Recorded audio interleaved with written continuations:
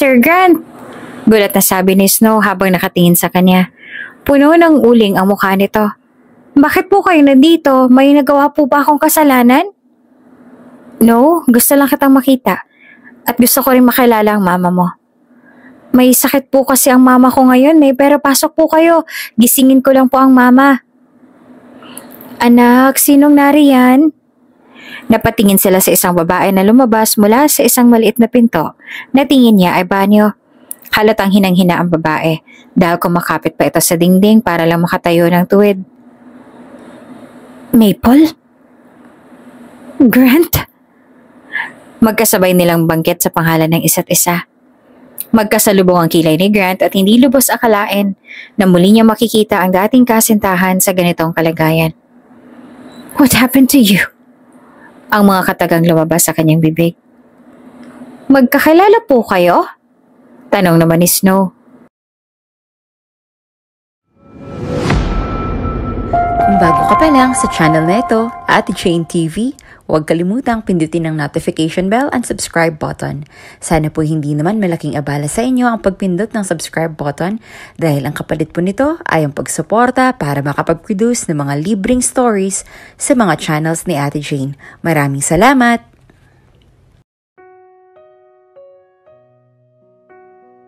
Sorry po talaga ma'am. Hindi ko naman po sinasadya na makahulog ng baso. Pasensya na po sa nagawa ko. Kakapasok lamang ni Grant Martinez sa restaurant na pag-aari niya at natigil siya sa paglalakad nang marinig niya ang batang babae na nagmamakaawa sa isang waitress. Nangangatal na ang boses ng batang babae at kitang-kita ni Grant ang pamumula ng mukha ng bata dahil sa labis na kakaiyak. Ano hindi mo sinasadya? Alam mo ba kung magkano halaga ng baso na nabasag mo? Kung bakit ba naman kasi pumasok ka dito kahit na alam mo naman na bawal dito mga katulad mo? Tingnan mo nga, ang dumi-dumi mo nga. Pahisterya ang singhal ng waitress. Napahikbi naman ng batang babae.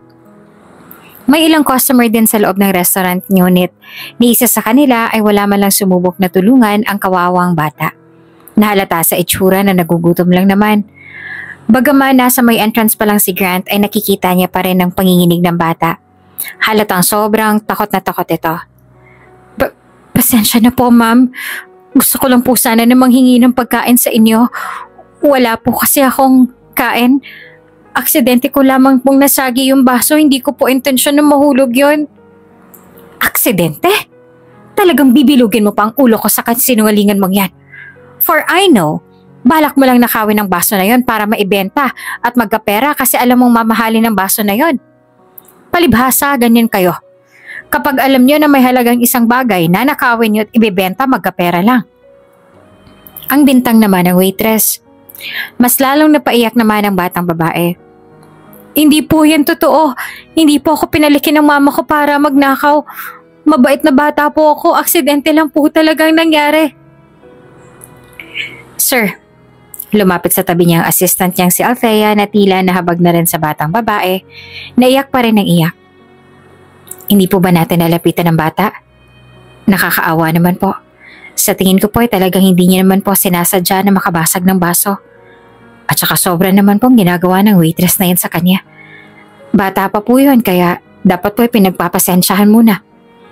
Tingnan niyo po, nanginginig na sa takot ang kawawang bata oh. Anong pangalan ng waitress na yan? Malamig na tanong ni Grant. Bagaman kalmado ang boses at ang composure pero sadyang nakakatakot pa rin ang binata. Hindi ko po alam sir. Mukhang bago lang po dito ang waitress. Ngayon ko lang din po yan nakita eh. Kausapin mo ang manager. Sabihin mo na sa lalong madaling panahon ay tanggalin sa trabaho ang babaeng yan. Kung maaari, pagalitan niyo na rin ang nag-hire sa kanya. Hindi nila ginagawa ng maayos ang kanilang mga trabaho. Ang sabi ko ay kilatisin ng mabuti ang lahat ng mga papasok ng trabaho dito. Matapos yon ay naglakad na si Grant palapit sa batang babae. Naiyak pa rin ng iyak habang sinasabihin pa rin ng mga masasakit na salita ang bata. Itinago niya ang bata sa kanyang likuran at matalim na tingin ang ipinukol sa waitress na mariin namang napalunok. Who gave you permission to shout at the kid like that, woman? Grant demanded, his voice with controlled anger as he glared at the waitress, his eyes narrowing with disapproval. Sir Grant, nanginginig ang waitress nang makilala siya. Pinagsabihan ko lang po ang bata. Nakabasag po kasi siya ng baso dito tsaka pumasok po siya ng walang pahintulot. Bawal po yan dito. Hindi po totoo yan. Hindi po ako pumasok dito ng walang pahintulot, ma'am. Magalang na wika ng batang babae na sumilip sa likuran ni Grant. Bagaman natatakot ay nananatili ang pagiging magalang ng bata. Ang sabi po sa akin ni Chef Ching ay pumasok lang daw po ako dito kung nagugutom ako kasi bibigyan niya daw po ako ng natitira sa mga niluto niya. Dinuro pa ng waitress ang bata. Sinungaling. Hindi totoo mga sinabi mo. Alam ko na hindi ka naman talaga binigyan ng pahintulot ni Chef Ching na pumasok dito. Gumagawa ka pa talaga ng kwento para makalusot ka sa ginawa mong to, ah. Don't ever point your fingers to the innocent kid. Whoever you are, woman. May pagbabanta na sa tono ng boses ni Grant, his eyes blazing with indignation. I don't tolerate that kind of attitude in my company. But sir, what's your name? Madiin na putol niya sa sasabihin ng babae. Valerie po, sir. Valerie, start packing your belongings because you're fired. And I don't tolerate that kind of attitude you have. He stated firmly, his tone leaving no room for argument. Sinubukan pa nga ng waitress na makiusap subalit hindi niya na ito pinakinggan o binigyan man lang ng pagkakataon na makapagpaliwanag sa kanya. Kahit nang umiyak pa sa harapan niya ang waitress, ay wala pa rin siyang naging pakialam dito. Sa halip ay hinawakan niya sa kamay ang batang babae at sinama ito papasok sa kitchen area kung saan ang ilang mga chef niya ay nakasilip at pinapanood ang ganap. Good afternoon, sir. Nautal pa na bumati ang mga ito sa kanya. Tipid lang na tango ang isinukli niya sa mga ito. Dahil sa takot, ang ilan sa mga chef niya ay napayuko at agad na rin nagsigilid. Ang ilan pa sa kanila ay nagtataka kung bakit dinala ng head chef. Scratch that. Nang boss nila ang isang batang hamog sa loob ng kitchen ng mga staff lamang ang pwedeng pumasok.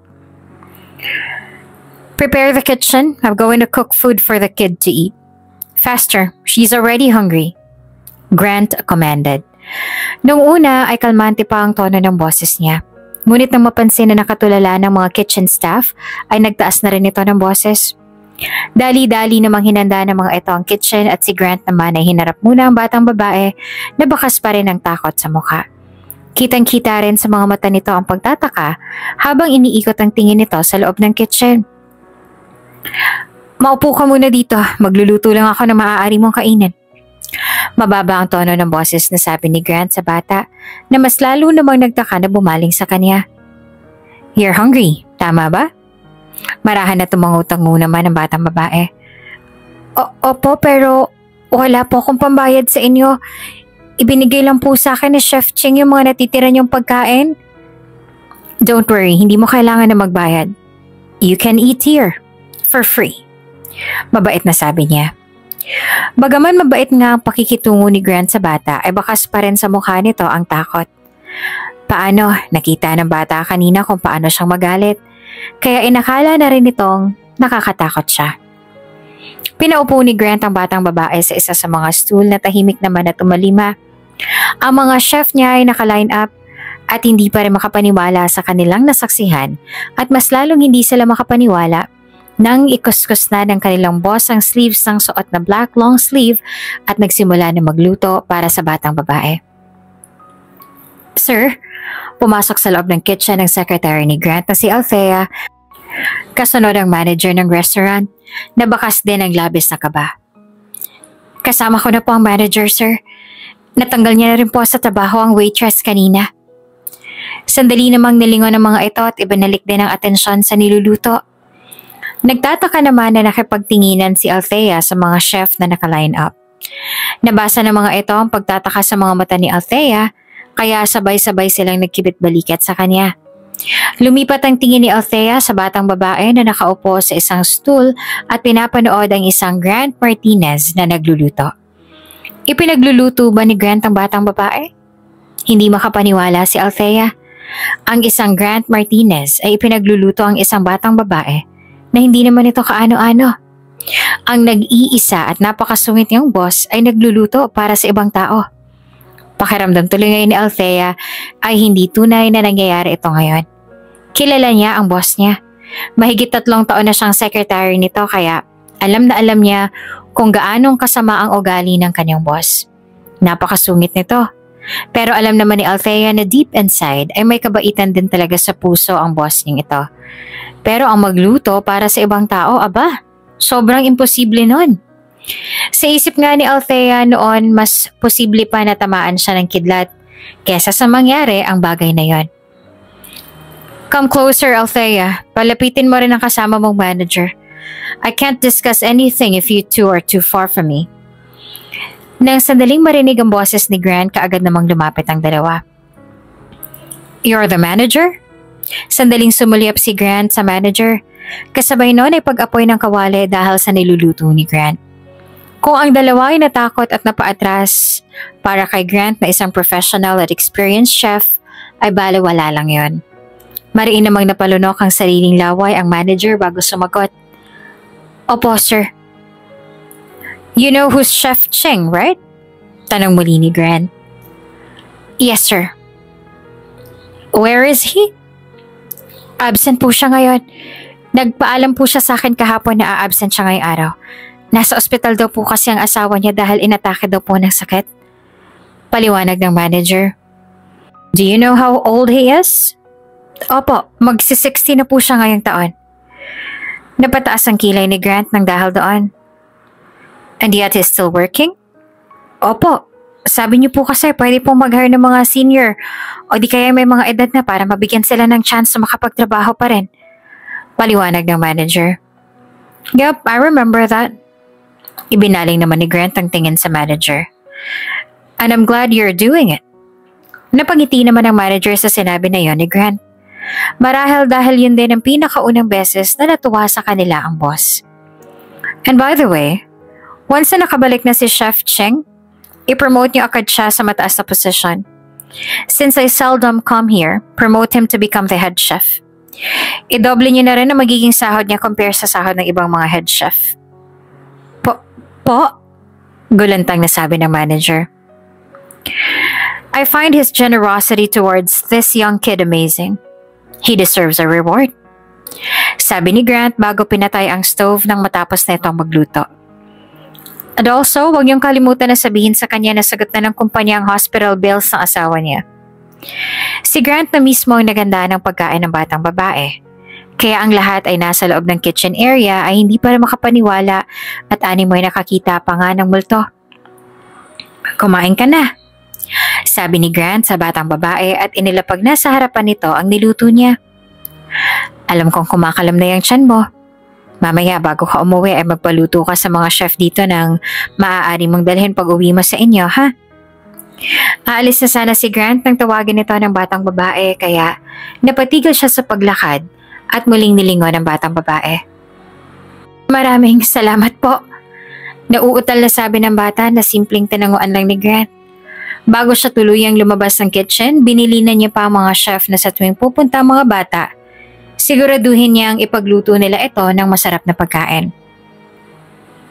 2 linggo ang lumipas mula noong ma-encounter ni Grant ang batang babae na hindi niya inalam kung ano ba ang pangalan. Naging sobrang abala si Grant sa mga lumipas sa 2 linggo. May bagong bukas kasi siyang restaurant kaya naman naging busy siya doon. May mga malalaking events din sa mga hotels na pag-aari niya na kailangan niyang i-check ng maayos just so he could make sure na ginagawa ng maayos ng mga employees niya ang kanilang mga trabaho. Sir, natatandaan niyo po ba yung batang babae na pinagluto niyo noong pumunta tayo dito weeks ago? Tanong ni Althea habang naglalakad sila papasok ng restaurant. Yeah? Why? Saad niya tumango sa doorman na nagbukas sa kanila ng pinto at magalang na bumate. Bumalik pa ba siya? Sabi po sa akin ng manager, madalang na raw pong pumunta ang bata dito. Mukhang natakot po doon sa waitress. Kawawa nga po eh. Pero sabi naman sa akin ng manager, sa tuwing pumupunta raw po dito ang bata, ay lagi siyang pinagluluto ni Chef Ching. Who's that Chef Ching again? Tanong ni Grant. Nakalimutan niya na kung sino ang tao na yon sa sobrang dami ng mga iniisip niya nitong mga nagdaang araw. Yung matandang chef po na pre-promote po ninyo na maging head chef kasi mabait po sa bata? Paliwanag ni Althea. Napatango naman si Grant na naalala kung sino ang taong tinutukoy nito. Sir, tingnan niyo, andyan ulit ang batang babae. Tiningnan din ni Grant ang tinuro ni Althea at nakita ang batang babae na nagpupuna sa mesa. Kasama nito ang isang matandang chef at masaya pang nag-uusap ang dalawa. Maging ang chef ay nagpupunas din sa mesa kahit pa hindi naman yan talaga trabaho ng matanda. Bakit sila nagpupunas ng mesa? Kunot noon na bumaling siya kay Althea. Sinabi ko rin ba sa kanila nung huling punta ko dito na silang magpunas ng mesa? Umiling-iling naman ang kanyang sekretarya. Sa pagkakatunda ko po ay wala naman po kayong sinabing ganon, sir. May mga mahalaga ba akong kailangan gawin dito ngayong araw? Tanong niya dito. Tiningnan nito ang schedule niya ngayong araw at kanina pa nitong yakap-yakap na iPad. Kapag Juan ay umiling-iling sa kanya. Aside sa kayo po ang nag-decide na mag-inspect dito ngayong araw, wala naman po kayong mahalagang kailangan gawin. Okay, kausapin mo na rin ang manager. Sabihin mo na sa susunod, ayoko na magkaroon ng dobling trabaho ang mga staff natin dito. Dapat sa mga trabaho na naka-assign lang sa kanila ang gagawin nila. Kung nakukulangan sila ng staff, kailangan na magtrabaho ng doble ng staffs. Sabihin mo na mag-hire agad sila ng dagdag. Tumangu-tangu naman si Althea at nag-thumbs up pa sa boss. Lumapit naman si Grant sa chef at batang babae na nung makita siya ay agad na napatayo ng tweed at nagbigay galang sa kanya. Magandang araw, Mr. Martinez. Ang magalang na bati kay Grant ang matandang chef. Good morning.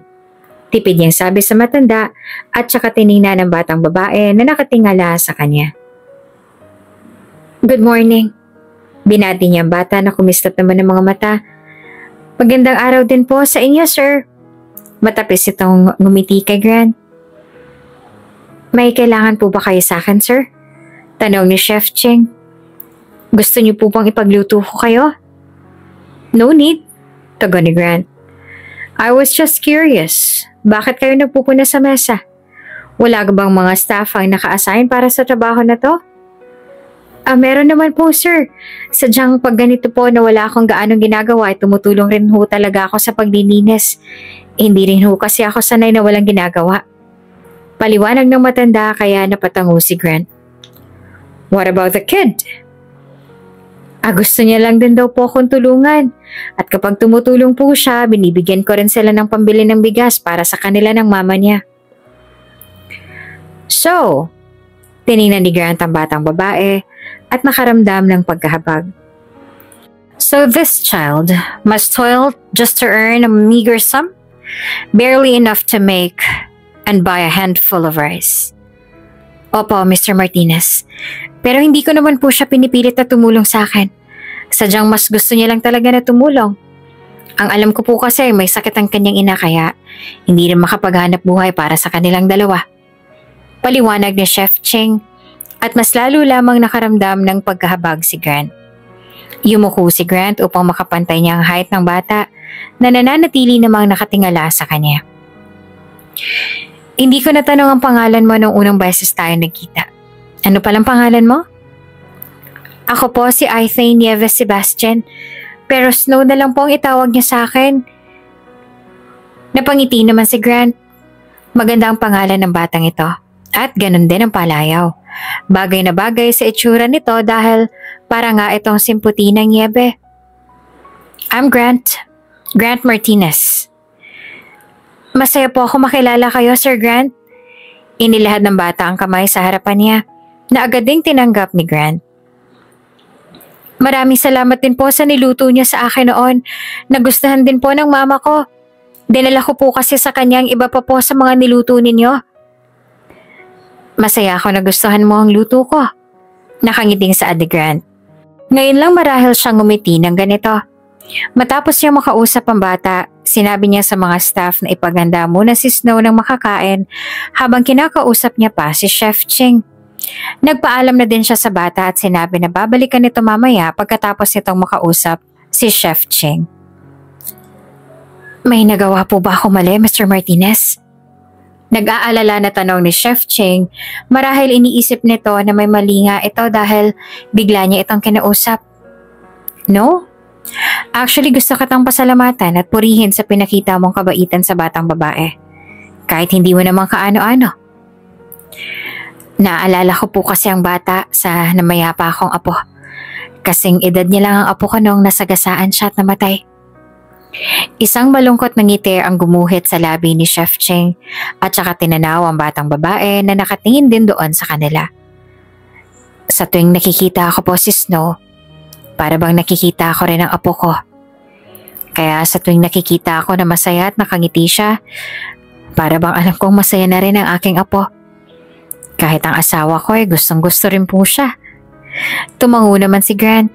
Nakaramdam siya ng awa sa matandang chef ngunit hindi yun halata sa mukha niya. Siguro dahil ever since hindi na talaga siya sanay na magpakita ng kahit anong emosyon. Alam niyo sir, sobrang mabait po talaga ang batang yan. Madalas po siya dito. Nung una ay nagmamakaawa pa po siya na makapagtrabaho dito. Kaso bawal naman po magtrabaho ang mga bata kaya hindi po siya pinayagan ng manager na makapasok. Pero magalang at matulungin po siyang bata. Alam niyo po ba ang dahilan kung bakit kailangan siyang maghanap ng trabaho at hindi ang mga magulang niya? Tanong ni Grant. Silang dalawa na lang daw po ng mama niyang magkasama sa buhay. Kaso may sakit daw ang kanyang ina, kaya ayun, hindi daw makapagtrabaho. Ang natatandaan ko ring sabi sa akin, nasagasaan daw yata ang kanyang ina ng isang truck mula daw noon ay hindi na ulit makapagtrabaho ang kanyang ina dahil lagi raw itong may sakit at parang sumusuka na rin daw po ng dugo. Grant halted upon hearing that. Wala po bang tumutulong sa kanila? Mukhang wala sir. Gusto ko nga sana silang tulungan kaso sobrang kailangan din naman talaga ng pera ngayon. Lagi din inaatake ng sakit niya ang asawa ko. Kung ano lang ang meron ako ngayon ay yun lang na ibibigay ko sa kanya. Tumango naman si Grant at muling pinuri si Chef Ching sa kabaitan nito. Tinanong niya rin kung kamusta na ba ang lagay ng asawa nito. Maayos naman na daw at nagpapagaling na lang sa bahay nila. Malaki rin ang pasasalamat sa kanya ni Chef Ching dahil sinagot niya ang hospital bill ng asawa nito. Sa totoo lang ay nawala na rin sa isip niya iyon. Matapos niya makausap si Chef Ching, muli niyang nilapitan si Snow na tahimik na kumakain. Naupo siya sa harapan nito at napangiti naman sa kanya ang batang ito. Ngayon niya lang napansin na napakaganda ng mga mata nito. Hazel brown ang kulay at tila laging nangungusap. Nagustuhan mo bang pagkain na hinanda nila sa'yo? Tanong niya sa bata na tumango-tango naman. Opo, sobrang sarap po. Maraming salamat po sa pagbibigay po sa akin ng pagkain. Pwede po bang dalhan ko rin po ang mama ko ng pagkain? Ngayon na alam na ni Grant kung anong kalagayan ng ina nito. Mas lalo lang siyang naawa sa bata at sa ina nito na hindi pa niya pa man nakikita. Pumayag siya na magdala ang bata ng pagkain para sa ina nito. Inutusan niya pa ang mga chef niya na magluto para madala ng bata sa kanyang ina. Nakausap niya pa ang bata at nabanggit nito sa kanya ang kalagayan ng kanyang ina. Balak niyo pong tulungan ng bata at ang kanyang ina? Tanong ng sekretarya niyang si Althea na kasulukuyang nakaupo sa silya sa tapat niya dito sa loob ng opisina niya. Yes. Kaya maaari mo bang alamin kung anong address ng bata? Alamin mo rin ang personal information ng magulang niya. Just to make sure na hindi nila pinababayaan ang bata at may sapat na dahilan kaya hinahayaan nila ang bata na mamalimos. Dahil nga sa madalas ang bata sa mga restaurant na pag-aari ni Grant, madali lang para sa secretary niya na malaman ang address ng bata. Matapos ang mahigit 1 linggo na business trip ni Grant sa Guam, ay pinuntahan niya kaagad ang address ng batang si Snow at ang kanyang ina. Kanina bago siya nag-decide na hanapin na lang ang bata, ay pumunta muna siya sa restaurant niya para alamin kung naroon ba si Snow, subalit ayon kay Chef Ching, ilang araw na raw na hindi pumupunta ang bata sa restaurant. Ayon kay Althea ay baka may nangyari raw sa bata kaya pinuntahan na lang nila ang address nito. Makipot at malubak ang daan tungo sa bahay na mag-ina. Halos hindi pa nga makapasok ang kotse nila. Mabuti na lang at nagawa ng paraan ng driver. Masyado rin kasi maputik at matubig sa daan. May halo pang basura kaya ayaw nila na maglakad. Saan bang bahay ni Snow dito? Nagtataka na tanong ni Grant sa secretary na napakamot naman sa ulo nito. Hindi ko po alam sir eh. Halos malaglag ang panga ni Grant habang nakatingin siya sa labas ng bintana. Ayon kay Althea ay squatter daw ang bahay na mag-ina. Ngunit hindi niya naman inaasahan na ganitong bubungad sa kanya. Sobrang dikit-dikit ng mga bahay na karamihan ay gawa lang sa light materials. Patong-patong din. Nag-aalala si Grant dahil baka mag-iba ang mga nasa ilalim na bahay at madamay ang mga nakapatong nito.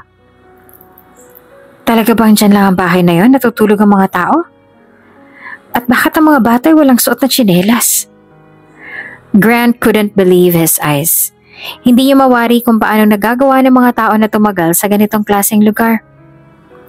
Opo, sir. Hindi po kasi sila masyadong napagtutuunan ng pansin ng gobyerno, sabi ni Althea. How come? Last time I checked my budget naman ng gobyerno. Tsaka hindi ba nagdodonate ako ng lupa sa mga taga-lugar natin para malipat ang tirahan ng pamilya na walang sariling lupa? But when I check may mga kaya naman sa buhay ang binigyan ng lot sa lupain na yon. Some were even from the politician's side and that's why I assume na walang tao sa lugar natin na sa ganitong lugar nakatira. And besides, paano hindi sila mapapansin ng mga nasa katungkulan when people living here are also voters? Muling napakamot ng ulo si Althea. Ganito po kasi ngayon ang ibang mga taga-politika, sir. Hindi ko naman po nilalahat dahil may iba naman po mga matitino pero karamihan po sa kanila ay mas inuunang mga kamag-anak nila kesa tunay na mga nangangailangan. Pero wag po kayo mag-alala. Kakausapin ko po mga tao na naka-assign sa pamimigay sa lot na pinamimigay ninyo. Yes, do it please. Kung maaari, paalisin nyo na rin ang mga kapamilya ng mga politicians na hindi naman talaga sobrang kailangan ng lupain na yon. Lumabas na si Grant sa kotse at agad naman na sinundan siya ni Althea na halata sa itsura na nandidiri ito sa mga basura na naaapakan. Hi, excuse me. Magalang na sabi ni Grant sa dalawang ginang na nakatulala sa kanya. Ang isang ginang ay nakaupo pa sa mas maliit na upuan at nililinis ang kuko sa paa ng isa pang ginang. Maaari po ba ako magtanong sa inyo? Oo naman, iho. Ano bang itatanong mo? Alam niyo po ba kung saan nakatira ang batang si Aithane Nieves Sebastian? Dito raw po siya nakatira. Aithane Nieves Sebastian. Nagkatinginan ng dalawang ginang. Opo, yun po ang buo niyang pangalan. Pero ang alam ko po ay Snow po ang palayaw niya. Ah, si Tisay! Sabi ng isang ginang na naglilinis ng kuko. Bakit iho, ikaw bang ama ng bata? No, gusto ko lang sana silang puntahan. Itinuro naman sa kanila ng dalawang ginang ang daan at sinundan naman nila iyon. Mas okay nga na bumaba sila sa sasakyan dahil masyado nang makipot ang mga eskinita na pinapasok nila. Sadyang kasya lang talaga ang dalawang tao. Fudge! Napamura pa si Grant na may maapakan siyang plastic na may laman na maruming tubig at tumalsik ang tubig sa suot niyang slacks. Oops naman si Althea sa kanyang likuran. Hindi niya na pinansin yon at tumuloy na sa paghahanap sa bahay nila Snow. Eto na po ata yun, sir. Sabi ni Althea, tuminto sila sa tapat mismo ng pinto na gawa sa yero. Ayan, sir. Yero raw pong pinto ng bahay nila, diba? Tiningnan naman ni Grant ang pinto. At napansin na puro yero nga ang mga pinto nila. Ang iba ay butas-butas pa at may kung anong puti ang nakatakip sa mga butas. Ay lahat naman ata ng pinto ng bahay dito puro yero. Okay lang yan, sir. Malakas ang tiwala ako na itong ang bahay nila Snow. Hinayaan na lang ni Grant na kumatok at sumigaw ng tao po si Althea sa labas. Maya-maya pa ay bumukas sa pintuan ng bahay at hindi nga nagkamali si Althea. Ito nga ang bahay nila Snow. Sir Grant? Balat na sabi ni Snow habang nakatingin sa kanya. Puno ng uling ang mukha nito. Bakit po kayo nandito? May nagawa po ba akong kasalanan? No, gusto lang kitang makita. At gusto ko rin makilala ang mama mo. Sagot niya. May sakit po kasi ulit ang mama ko ngayon eh. Pero pasok po kayo, gigisingin ko lang po ang mama. Kailangan pa nilang yumuko para hindi sila mauntog sa pagpasok nila sa loob. Tila naputulan pa nga mga ito ng ilaw. Mabuti na lang at pumapasok sa mga nakabukas sa bintana ang liwanag. Maliit lamang ang bahay. Ganon pa man, malinis rin. Mainit din sa loob kaya agad na namuo ang pawis sa kanyang noo. Anak, sinong nariyan?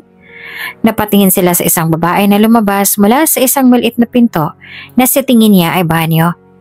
Halatang hinang-hina ang babae dahil kumakapit na ito sa dingding para makatayo ng tuwid. Paubo-ubo rin ito at namumutla. Sa sandaling nakita niya ang babae na lumabas, natigilan si Grant na animoy na ipako siya sa kinatatayuan. Maple? Grant? Magkasabay nilang banggit ang pangalan ng isa't isa. Nagkasalubong ang kilay ni Grant at hindi lubos akalain na muli niyang makikita ang dating kasintahan sa ganitong kalagayan. What happened to you? Ang mga katagang lumabas sa kanyang bibig. Magkakilala po kayo? Tanong ni Snow.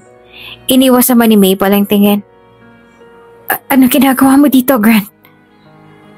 I'm here to meet Snow's mother. Don't tell me ikaw ang kanyang ina. Ako nga.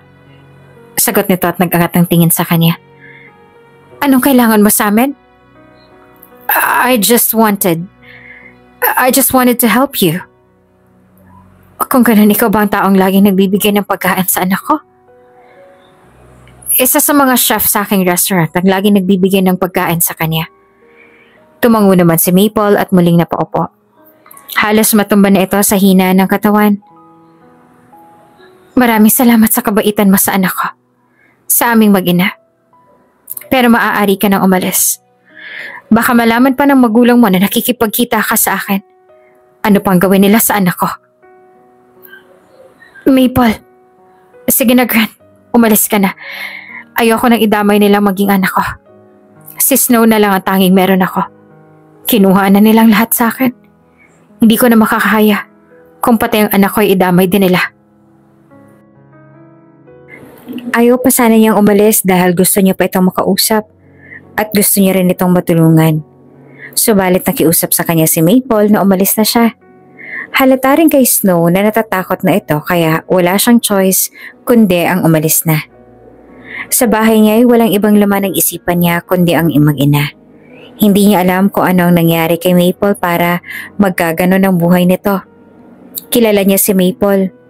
Noong magkasintahan pa sila ay palagi nitong sinasabi sa kanya ang mga pangarap nito sa buhay na gusto nitong marating. Mahirap lamang ang pamilya ni Maple pero mapagmahal sila at napakamasayahin. Kahit anong pagsubok sa buhay ay hindi nila sinusukuan. Palagi silang nakakaisip ng solusyon sa bawat problema na dumarating sa kanilang mga buhay. Kaya hindi niya mawari kung ano bang nangyari, kung bakit gano'n ang nangyari kay Maple. Hindi mawala sa isipan niya ang mga nakita kanina at ang nalaman na ang ina ni Snow ay walang iba kundi ang kanyang first love, ang kanyang first heartbreak at ang kanyang greatest love. Noong nasa high school pa lang sila, naging sila ni Maple. Kay Maple niya nakita ang future niya at ito rin ang pinangarap niyang maging asawa. Si Maple na rin ang siyang pinangarap niyang makasama hanggang sa pagtanda.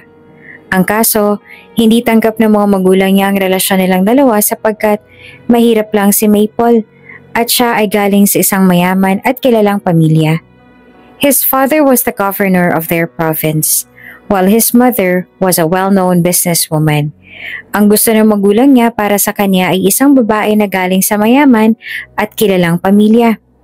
They had never supported his relationship with Maple. By his second year in college, his parents, disapproving and overbearing, coerced him into ending things with her, shattering his hopes of future together.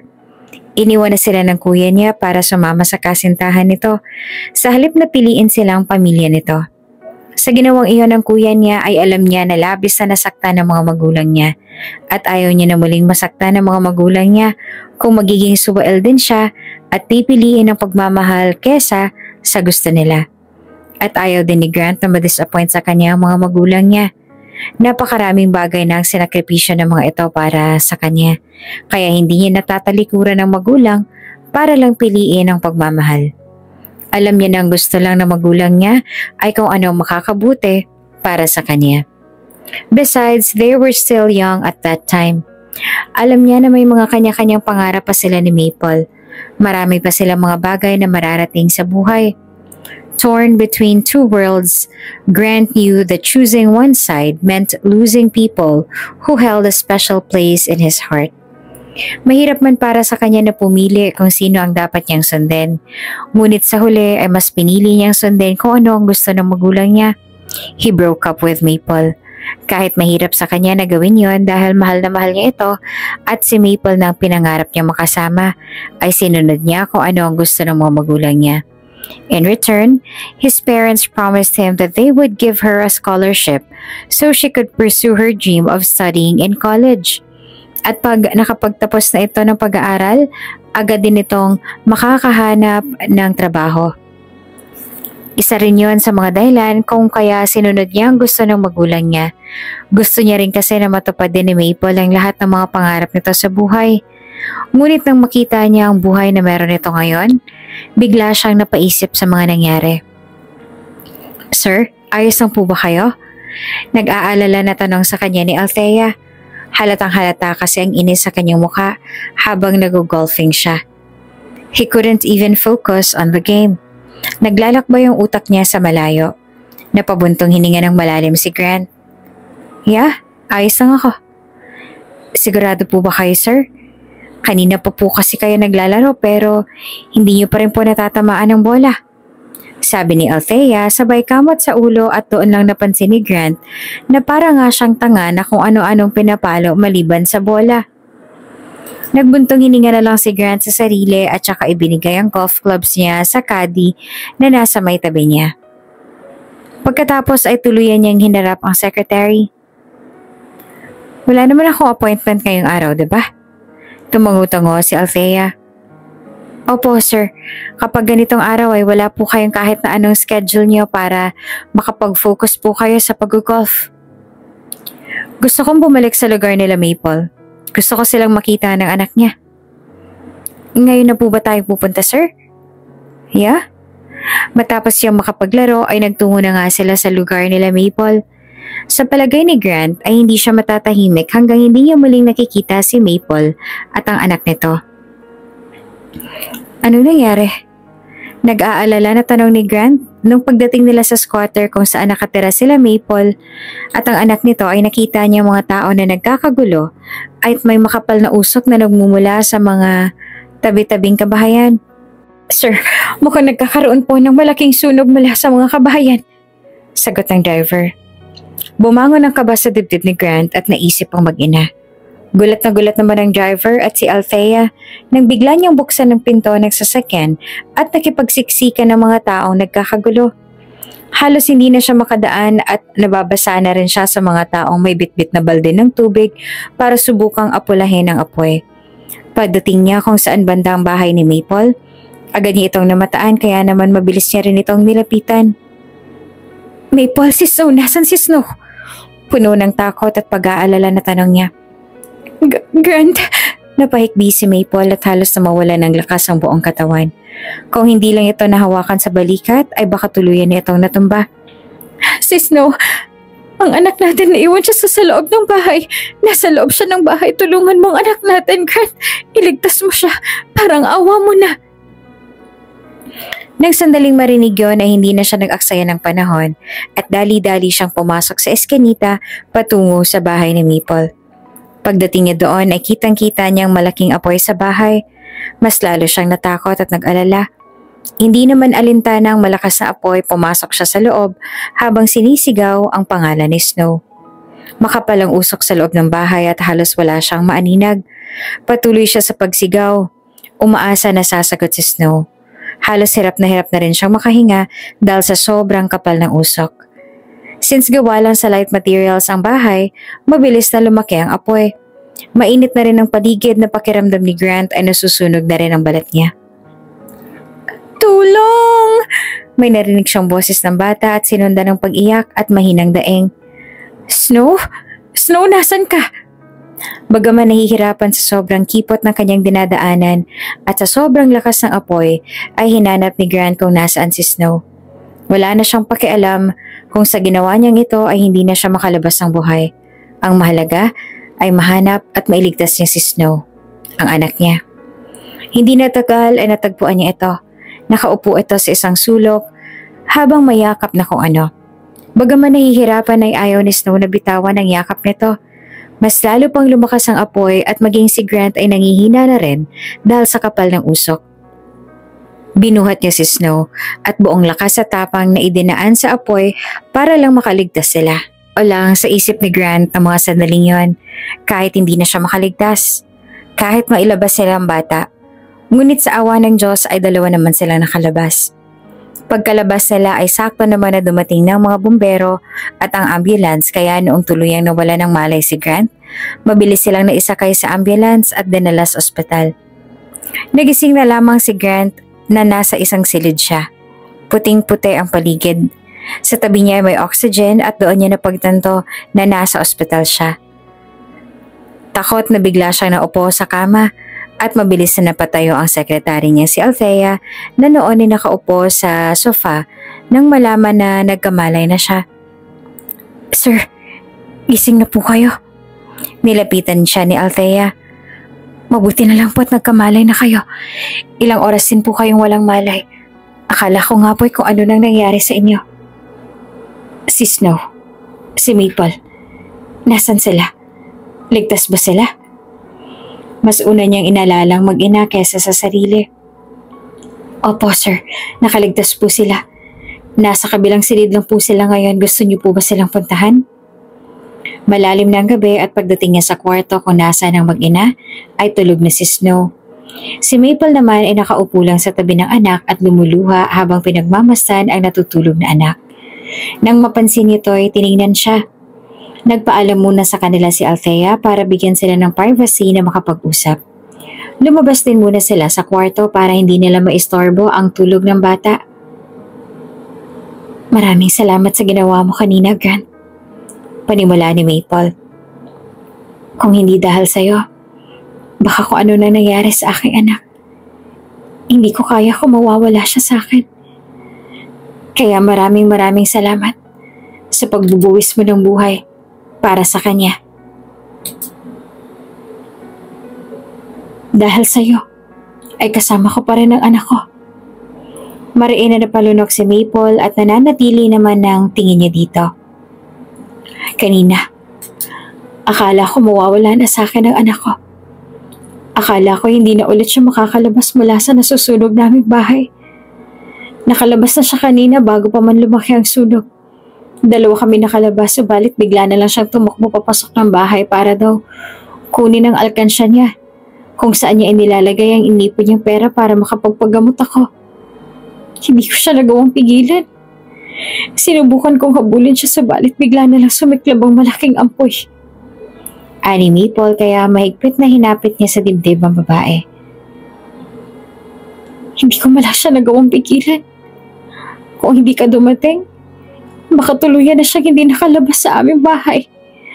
Baka hindi ko na siya kasama ngayon. Shhh! Huwag mo sisihin ang sarili mo. Wala kang kasalanan. Hindi mo ginusto ang nangyari. Kaya huwag mo sisihin ang sarili mo. Sabi niya habang hinahagot ang likuran nito. Halos hindi na ito makahinga sa labis na kakaiyak, kung kaya naman ang gabing yon ay hindi niyo muna ito iniwan. Nanatili siya sa loob ng silid kung nasaan si Snow. Si Maple naman ay halos ayaw nang matulog para lang mabantayan ang anak. Sinabihan niya na ito na kailangan nitong matulog, subalit ayaw nitong alisin kahit saglit man lang ang mga mata sa anak sa takot na baka bigla lang itong mawala sa harapan nito. Iligtas mo ang anak natin, Grant. Iligtas mo si Snow. Nagising si Grant dahil sa panaginip niyang iyon. Inilibot niyang tingin sa loob ng silid kung nasaan siya ngayon. Una niyang nakita si Maple na nakaupo sa tabi ng kama kung saan nakahiga ang natutulog na anak. Pinagmasdan lamang nito ang anak na natutulog at tila ayaw alisin kahit saglit ang tingin. Lumipat ang tingin ni Grant sa orasan na nasa malapit na nasa mesa katabi ng kama. 4:00 pa lang na madaling araw. Hindi niya naman namalaya na nakaidlip na pala siya, subalit si Maple ay nananatiling gising at ang mga mata ay nasa anak lamang. Nangihina ang buong katawan na tumayo si Grant. Pakiramdam niya ay naubos ang buong lakas niya. Nakatuon ang mga mata niya kay Snow na mahimbing ang tulog. Hindi niya naramdaman na tumutulo na pala ang luha sa kanyang mga mata habang siya ay naglalakad palapit sa kama. Tiningnan niya si Maple at napunan nito ang emosyon sa kanyang mukha. "Anong napanaginipan mo?" Tanong ni Maple na napansin kanina nagkaroon siya ng masamang panaginip. "Si Snow. Totoo ba ang akong ama niya? Totoo ba ang sinabi mo sa akin na anak natin siya?" Iniwas si Maple ang tingin. Ibinalik sa mukha ng anak na mahimbing pa rin ang tulog. "Oo, anak natin siya. Nagkaroon tayo ng anak nung may nangyari sa atin bago ka nakipaghiwalay sa akin. May nabuo sa sinapupunan ko. Hindi ko kaagad sinabi sa iyo ang tungkol sa kanya dahil hindi ko hinayaan ang mga magulang mo. Pinipigilan nila ako na sabihin sa iyo ang totoo tungkol sa kanya." Mariin namang napalunok si Grant. Nanatili ang tingin niya sa kanyang anak. Noong mga sandaling iyon ay hindi niya mawari kung ano ba talaga ang nararamdaman niya. Masaya siya, pero at the same time ay nasasaktan din dahil hindi niya man lang alam na nagkaroon pala sila ng anak. At kung hindi niya pa ito nakita sa restaurant ng pag-aari niya, at kung hindi pa nagkaroon ng malaking sunog, ay hindi pa niya malalaman ang tungkol sa anak niya. Tiningala siya ni Maple. Nangungusap ang mga mata nito na puno ng luha. "Ngayon na alam mo na ang totoo tungkol sa anak natin. Pwede ba akong humiling sa iyo, Grant? Kahit na alam kong walang karapatan na hilingin sa iyo ito, maaari pa rin ba akong humiling sa iyo?" Tiningnan niya lang si Maple at hinintay niya kung anong susunod nitong sasabihin. "Maaari bang huwag mo siyang ilalayo sa akin? Pwede mo naman siyang makasama kung nanaisin mo. Ay pwede mo rin siyang isama sa bahay mo dahil alam ko na kapag nasa piling mo siya, hindi niya mararanasan ng hirap. Maibibigay mo ang maayos na buhay para sa kanya. Pero kung pwede, huwag mo siyang ilalayo sa akin. Huwag mo sana akong pagbawalan na makita at makasama ang anak natin. Si Snow na lang ang tanging meron ako. Kung mawawala pa siya, ay hindi ko na alam kung ano pang mangyayari sa akin." Sa mga sandaling yon ay wala nang pakialam si Maple kung magmukha man siyang tanga na magmakaawa kay Grant na huwag ilalayo sa kanyang anak nila. Kahit na alam niyang may kasalanan din siya dahil hindi niya agad sinabi kung ano ang totoo kay Grant, kinapala niya ang mukha niya na humiling. Iyon na lang ang tanging paraan na naiisip niya para huwag malayo sa kanya ang anak. Matapos ang nangyari na sunog at matapos muntik na mawala sa kanya ang anak niya dahil sa naging kapabayaan niya, napagtanto ni Maple na mas mabuti para kay Snow kung sa ama na ito titira. Mayaman na tao si Grant. May maayos itong pamumuhay. Kung kaya sa piling ng ama ay hindi na mararanasan ni Snow ang maghirap. Makukuha na ng anak niya ang lahat ng gusto at makakain na rin ito ang lahat ng mga pagkain na gustuhin nito. Mahirap din ito para kay Maple. Ngunit iyon na lang ang tanging paraan para mabigyan ng maayos na buhay ang anak dahil sa piling niya ay naranasan na ni Snow ang labis na hirap. Naranasan nilang mag-ina ang halos hindi na kumain sa isang buong araw at ayaw niya nang maulit pa iyon. Mas lalo lang na ayaw niyang mailagay sa panganib ang buhay ng anak. "Hindi ko ilalayo sa iyo ang anak natin, Maple. May mga pagkakamali ako sa inyo noon at hindi ko nadadagdagan ang pagkakamali kung iyon ang isa pang pagkakamali. Hindi ko ilalayo sa iyo ang anak natin. Kahit anong mangyari, ay hindi ko ilalayo si Snow sa iyo." "Salamat, Grant." Pinagmasdan lang ni Maple si Grant na hawak-hawak ang kamay ng anak nila. Kitang-kita sa mga mata nito ang saya and at the same time ay kakikitaan din ng guilt at regret dahil kailangan daw lumaki ng anak nila nang wala ito sa tabi ng anak.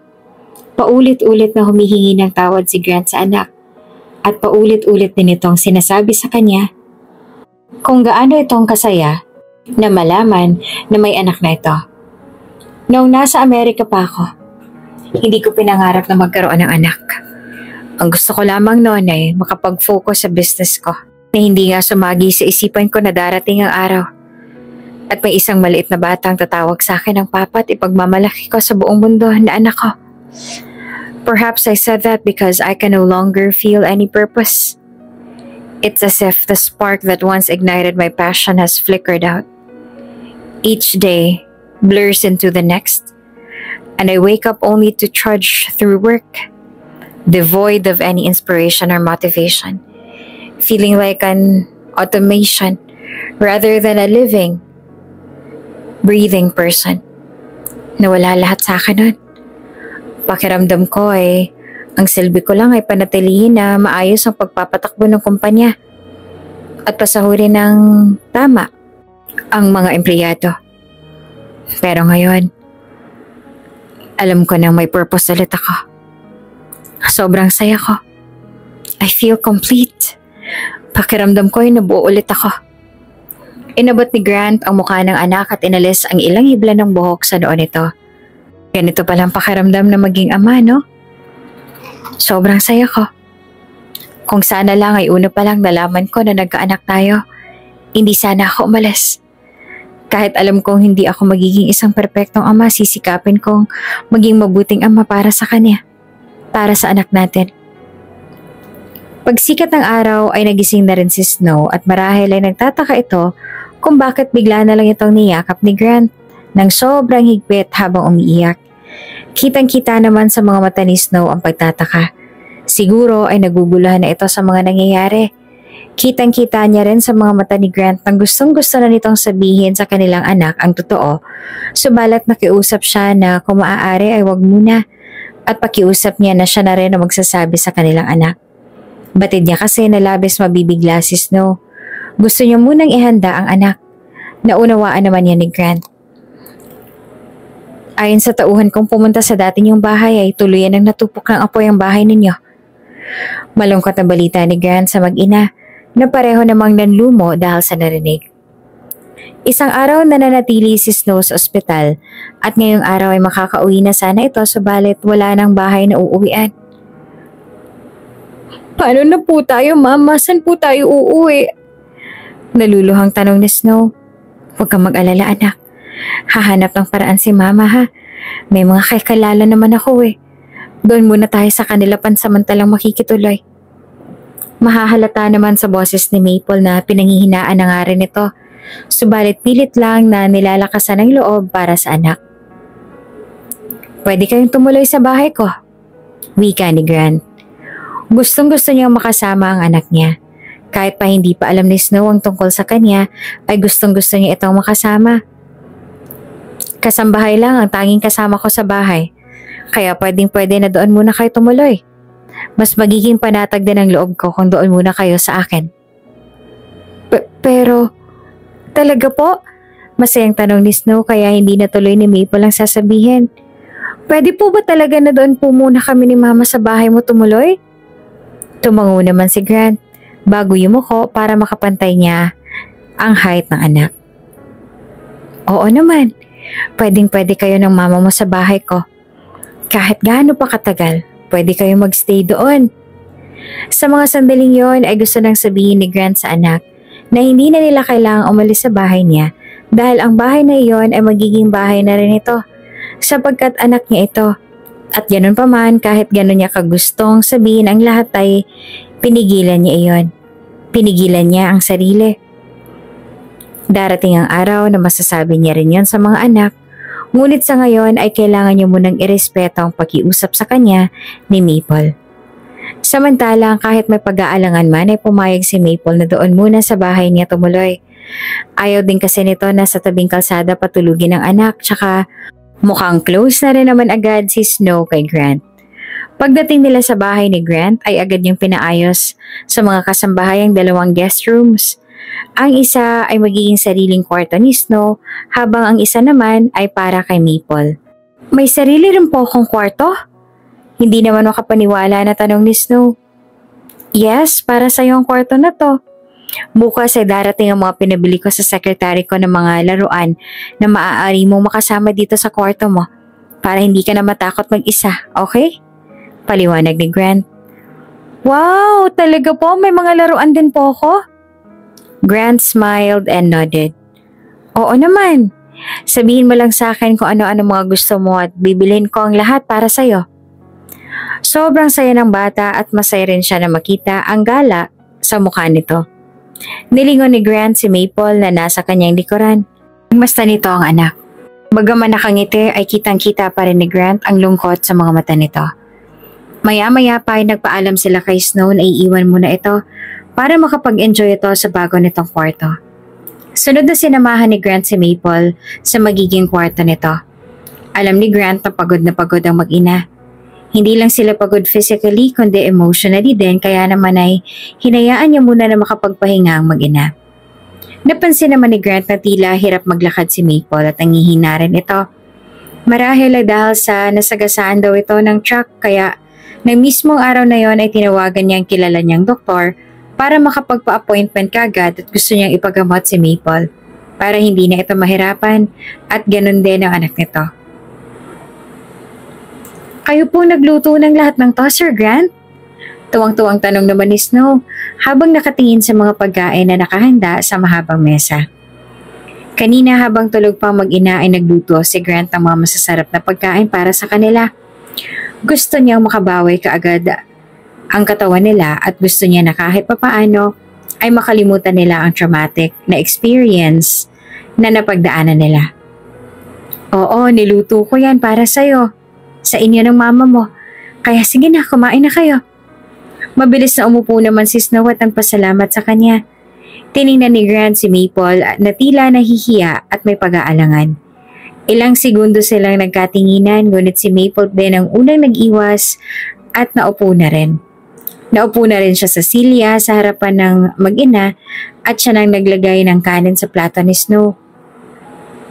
Gustong gusto ko po talaga ang luto niyo, Sir Grant. Ang sarap niyo pong magluto. Papuri ni Snow habang puno ang bibig at mukhang sarap na sarap sa kinakain. Salamat. Masayang sabi niya naman. Subalit may kung anong pait na nadama si Grant. Tawag sa kanya ng sariling anak ay Sir Grant. Ang sakit palang marinig na gano'n ang tinatawag sa iyo ng sarili mong anak. Marahil ay napansin naman ni Maple ang lungkot sa kanyang mga mata kaya napatigil din ito sa pagkain at napatitig sa kanya. Kitang-kita ni Grant ang lungkot sa mga mata nito at naroon din ang guilt na dapat ay hindi naman ito naramdaman ng mga sandaling yon. Kumain ka ng marami ha, para mabawi mo agad ang lakas mo, sabi ni Grant sa anak. Tumango lamang sa kanya si Snow na itinuon ang atensyon sa kinakain. Sinulipan niya rin si Maple na mabagal na kumakain. Habang kumakain ay hindi naman maiwasan na mapansin ni Grant ang mga gawin ni Snow. Katulad ng mga gawin niya rin. Kung tutuusin ay parang ang carbon copy niya ito. Halos lahat ng mga nakasanayan niyang gawin ay ginagawa rin ito. Hindi na kailangan ng anumang DNA test na magpapatunay na anak niya ito dahil sapat na ang lahat ng iyon bilang patunay na anak niya nga ang batang ito. Ngayon niya lang din napansin na sa sobrang laki ng pagkakahawig ni Snow sa ina nito, bakit nga ba hindi niya napansin yun nung una pa lang nilang nagkita ng bata? Hindi ka ba makatulog? Tanong niya kay Maple na lumabas ng kwarto nito. Umiling-iling ito. Hindi. Nawala ng antok ko. Ikaw? Kakatapos ko lang sa trabaho. Natutulog na ba ang anak natin? Oo, napagod yata siya sa paglalaro sa mga binili mong laruan para sa kanya. Nagustuhan niyo ba ang mga laruan niya? Oo naman, nagustuhan niya lahat. Sa sinabi niya ni Maple ay napangiti siya kaagad. Masaya at kahit papaano ay nagawa niyang mapasaya ang anak. Nag-angat din nito ng tingin sa mga mata niya. Pwede ba kita makausap, Grant? Magpapahinga ka na ba? Pumayag si Grant na makausap siya nito. Nag-decide sila na sa veranda na lang mag-usap. Gusto ko sana magpasalamat sa iyo, Grant. Seryoso ang sabi sa kanya ni Maple. Salamat sa pagpapatuloy mo sa amin ng anak mo dito sa bahay mo. Huwag ka mag-alala. Pag nakahanap na ako ng bago kong tutuluyan, ay aalis na rin ako dito. Hindi mo naman kailangang humanap ng ibang matutuluyan, Maple. Wala namang problema sa akin kung dumito ka muna sa bahay ko. At isa pa, sigurado lang ako na malulungkot si Snow kung aalis ka at iiwan mo na siya. Mas sanay si Snow na ikaw ang kasama niya. Hindi, nakakahiya. Tsaka ayoko na. Because of my parents? Putol ni Grant sa sasabihin ni Maple. Dahil doon ay napayuko ito. Wala sila ngayon sa bansa. Sa Amerika na sila namamalagi ngayon. Kaya hindi mo na kailangang mag-alala tungkol sa kanila. At hindi ko alam at hahayaan na may gawin silang masama sa inyo ng anak natin. Iniwas si Maple ang tingin. Sa totoo lang, ay ayaw rin naman talaga sana niya na iwan sa iyo ang anak natin dahil ayoko na madamay siya sa pagkadisgusto sa akin ng magulang mo. Pero alam ko na sa piling mo ay mas lalong magiging maayos ang buhay ng anak natin. Hindi ko maibibigay sa kanya ang buhay na kaya mong ibigay sa anak natin. Ang pakiusap ko lang sa'yo ay ipaglaban mo siya kung sakali man na pati siya ay hindi rin magustuhan ng mga magulang mo. Hindi mo kailangan na idamay dahil ilalayo ako para hindi na madagdagan ang galit nila. Ayoko rin ang iasa ang lahat sa'yo. Ang anak lang natin ang responsibilidad mo at hindi na ako kabilang doon. Hindi na ba talaga maibabalik ang dating tayo, Maple? Kahit sa anak na lang natin, no? Wala na ba talagang pag-asa? Tanong ni Grant at mariin na napalunok habang nakatingin sa mga mata ni Maple. Iniwas naman ni Maple ang tingin. Sa sitwasyon natin ngayon, malabo na, Grant. May mga bagay kasi na hindi na maibabalik sa dati. Lalo na kung nawasak na maraming nagnais na humadlang. Kahit ipilit pa man natin na hindi na maaari. Dumiretso na lang ng tingin para sa mga anak niya na sina Maple. Huwag kang mag-alala. Bukas na bukas ay sasabihin ko ng totoo sa anak natin. Ipagtatapat ko na sa kanya na ikaw ang ama niya. Nang sa ganon ay natututunan kanyang tanggapin na ikaw ang kanyang ama. Sasanayin ko rin siya na ikaw ang makakasama niya nang sa ganon, sa pag-alis nito ay hindi siya mahirapan. Guess ni Grant na pigilan si Maple mula sa gusto niyang sabihin dito na gagawin niya ang lahat para maibalik sa dati ang naudlot niyang pag-iibigan. Gusto niyang sabihin na ngayon ay handa na siyang ipaglaban nito, ngunit walang katumbas sa mga kataga mula sa bibig niya. Kahit pa noong umalis na si Maple sa harapan niya ay wala siyang nagawa, wala siyang nasabi. Katulad nga na inaasahan ay nabigla si Snow sa nalaman na siya pala ang ama nito. At kahit pa dinahan-dahan naman ni Maple ang pagkakasabi sa anak, sa ganon ay maging kalmado ito at hindi na rin naging sapat. Kayo po ba talagang ama ko? Naluluhang tanong ni Snow. Bakit hindi niyo po kaagad sinabi sa akin na ikaw pala ang taong matagal ko nang hinahanap? Bakit ngayon lang po kayo nagpakita sa akin? Bakit ngayon lang? Wala namang tigil sa pagbuhos ng luha ng mga mata ni Snow at nasasaktan si Grant na makita iyon at masigit siyang nasaktan dahil batid niya na siya ang dahilan kung bakit nahihirapan ngayon ang anak. Mas lalo namang nabawasak ang puso niya dahil alam niya na siya ang dahilan ng tulo ng luha sa mga mata nito. Kitang-kita ni Grant ang sakit, puot at lungkot sa mga mata ng anak niya. Anak, I'm sorry. Sambit niya bago niyakap ng mahigpit ang anak. Patawarin mo ang papa kung hindi ko agad nasabi sa'yo. Patawarin mo ako kung ngayon lang ako nagpakita sa'yo. Patawarin mo ang papa. Hindi ko alam ang tungkol sa'yo nung una. Hindi ko alam na nagkaroon pala ako ng anak. Kung alam ko lang sana, di hindi na sana ako umalis at nanatili na lang ako sa tabi ng iyong mama. Patawarin mo ako kung hindi ko inalam. Ang tagal po katang hinanap, Papa.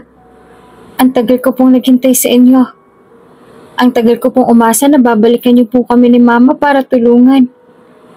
Ilang beses ko pong pinagdasal ngunit wala pong tumupad sa mga hiling ko.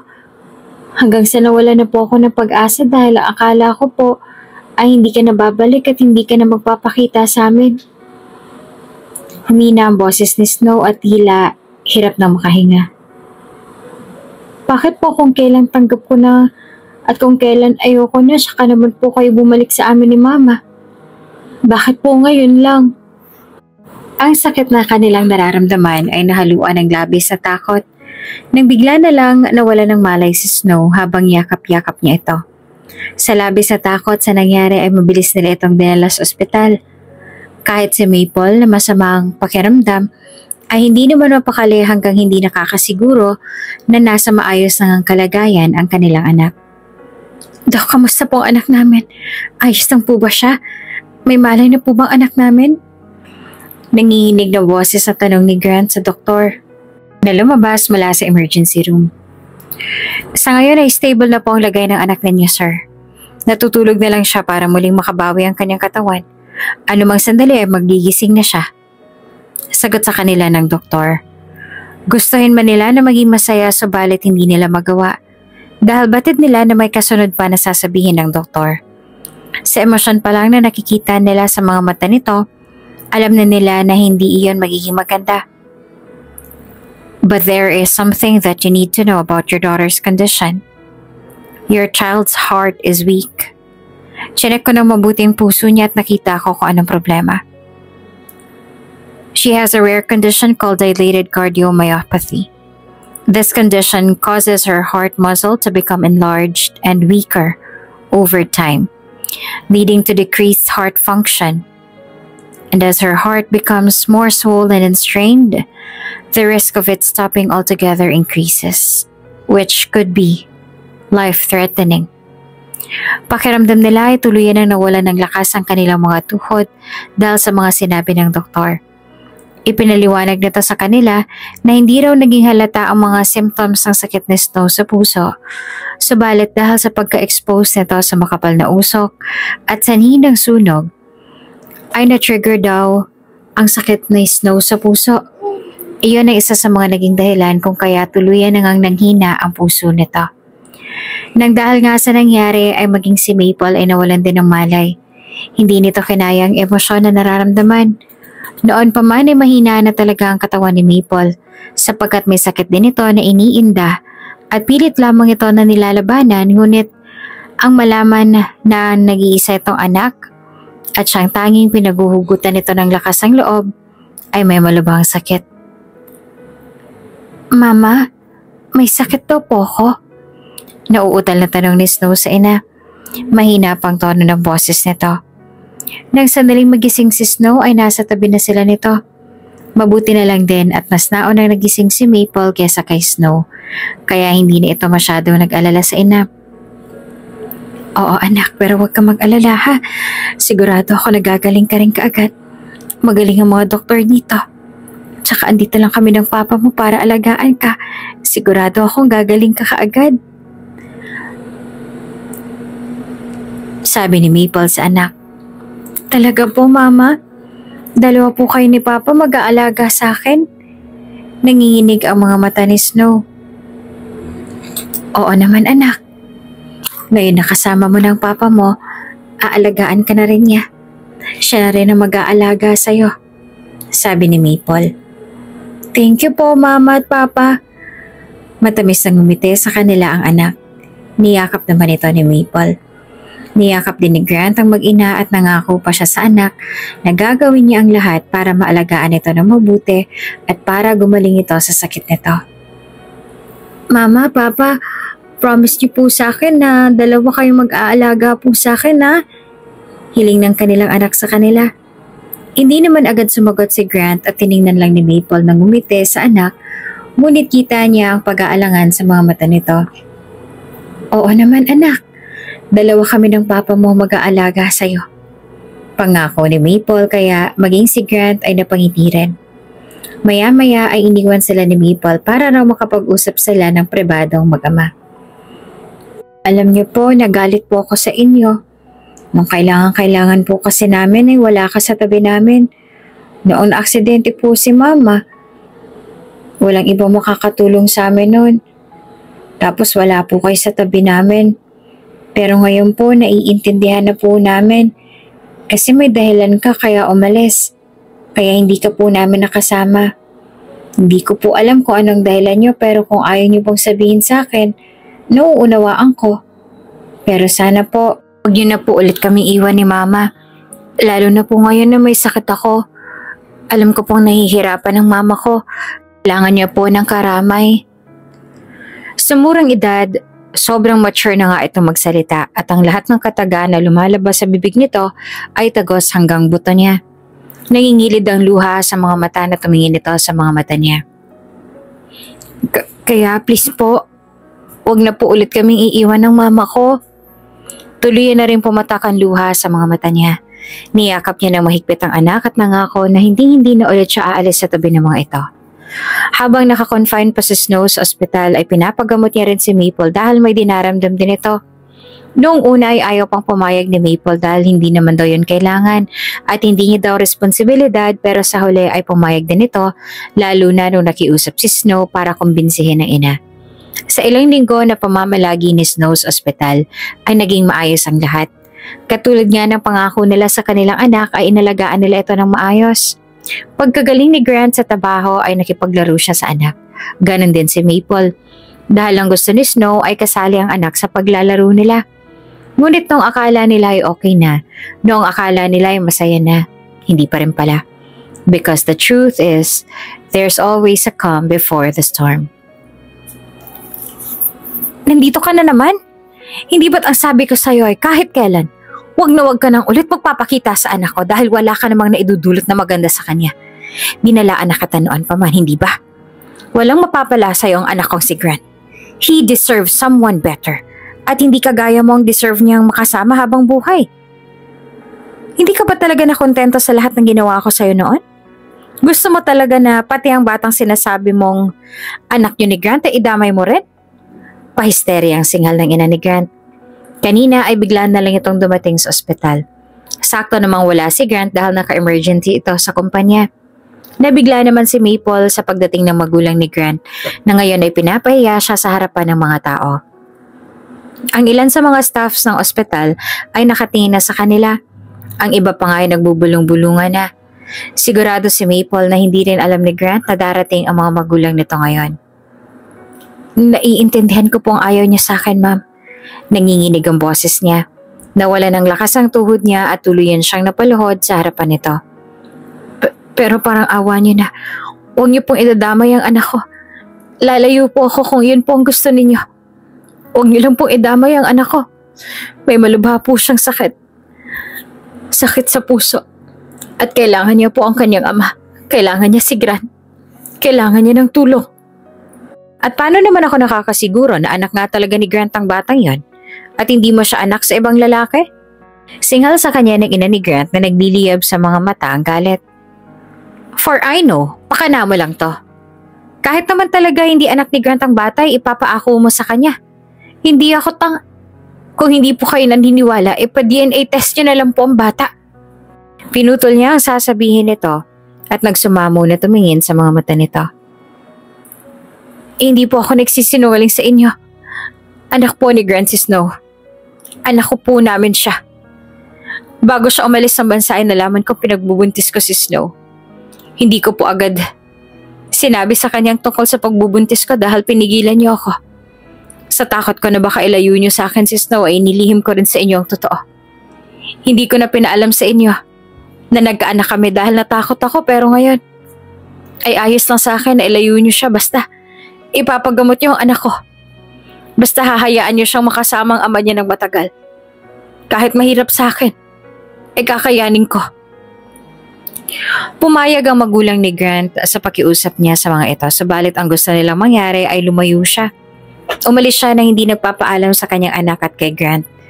At kapag nagawa niya iyon, lahat ng paraan ay gagawin ng mga ito para gumaling si Snow.